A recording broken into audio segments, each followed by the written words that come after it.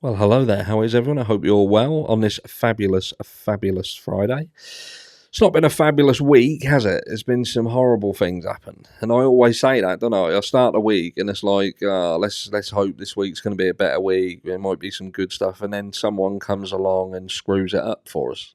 But look, you're still looking amazing despite the week we've had, and we're going to get straight into the meat and potatoes because in this video I'm going to be calling out Mark Williams Thomas because I feel that he has some explaining to do, and I feel that a lot of you will likely completely agree. So I want to direct this at him specifically. I'm not saying he's the only one who needs calling out, and if you feel that there's someone else who needs a video done specifically to them, then let me know down below who you want it to be. But if you missed the video that I did earlier, video 1 of 2, you will know that they've found another body in the Canary Islands. Yeah, that's right. They found another one in an eerily similar situation to Jay Slater, found in a remote or rural part of this small island. Authorities staying tight-lipped, which is unusual, as I stated in the other video. But anyway, look, let's get on with it. Let's go on with it. If you want to learn more about that, go and watch the other fucking video. I'll keep an eye on it, and if there's updates and we learn more about that one, I'll let you know. Hungarian fella. I think he was like 46, so a bit older than Jay. Should have fucking known better, shouldn't he? But look, yes, Mark Williams Thomas. He is someone who has been around. He's been around the block. He's been, ex-cop. So you'd think he'd know his shit, wouldn't you? Because all ex-cops know their shit. And he got involved in the Jay Slater case. And when he got involved in the Jay Slater case, a lot of people thought, well, this is now getting interesting, isn't it? This is now getting interesting because he's going to start getting to the bottom of things. Other people thought, fuck me, not him. What's he going to do? But he came out with some phrases. He came out with some things. He came out with some interesting stories that fueled a small flame and turned it into a bonfire. That's what he did. Amongst some of the things that he said Jay Slater was scared. He was scared. He didn't want to go back to the Airbnb. He also had stated that he had done investigations and felt that there was potentially a link to what happened to Jay Slater and the criminal underworld. He'd talked about boats.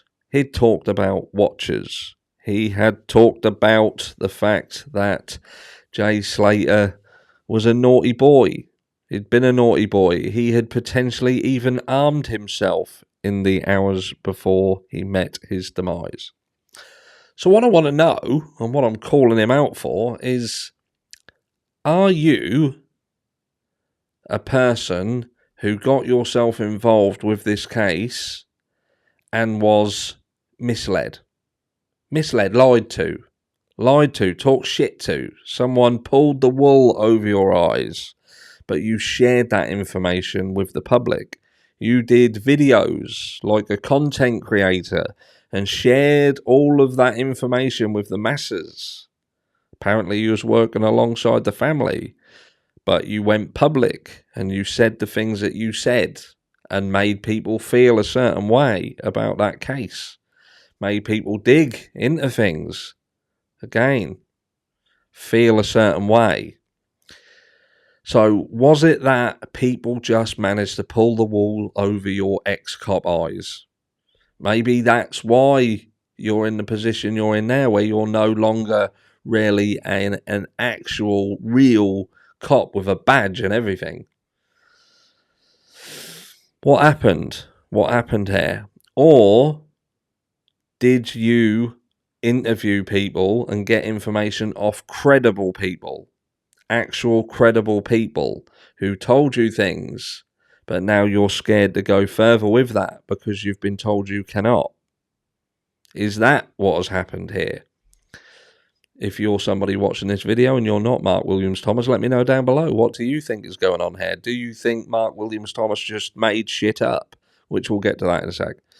Do you think that someone pulled the wool over his eyes? People pulled the wool over his eyes. People who were just out in the field, or like some people on social media where they speculate They speculate and accumulate thoughts that have absolutely no real relevance or place in the realms of reality around this case. And they just shared it with him. And he thought, hold on, that sounds like a plausible a plausible idea. That could have possibly been what happened. Or did you make it up? And did you in fact not speak to anyone? You just saw an opportunity to get your face in front of a lot of people because this case was gaining momentum and you wanted to be front and centre, like a centrepiece. We have to ask that question because, again, you were the person who fueled the flames. You're the person who poured gasoline over the fire. So I want to know, and I'm calling that out. What was the purpose behind it? When you said that Jay Slater was scared, was you talking bullshit? Or did somebody tell you he was scared? And if someone told you he was scared, who told you that he was scared? Why was he scared? And why is nothing going on about that? Was Jay Slater armed, like you had seemed to allude to? Was Jay Slater armed? If he was armed, why was he armed? Does that go hand in hand with the fact that someone had said Jay Slater was indeed scared?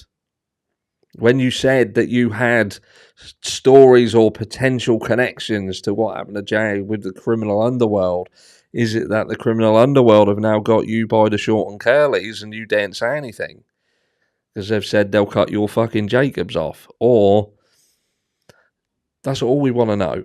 Because there is a lot of questions around the Jay Slater case. And if I'm being brutally honest, a lot of the questions that I have stemmed from things that you said.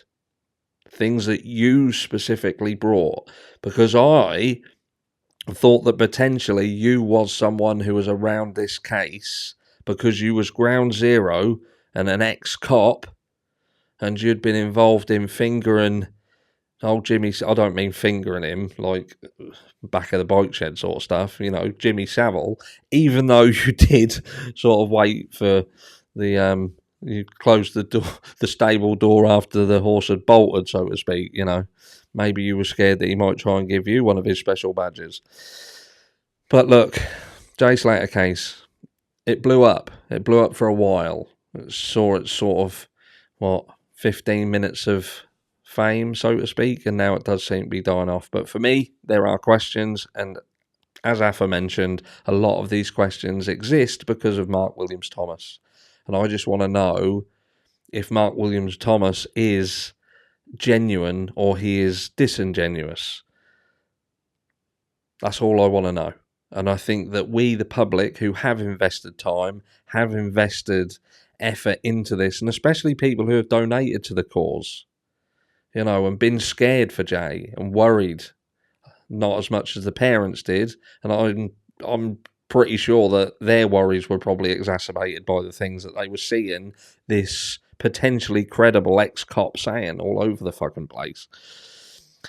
Even though he seems to have gone very, very quiet now. But let me know down below. I'd like to know. Genuine, not genuine. And I'll catch you all tomorrow.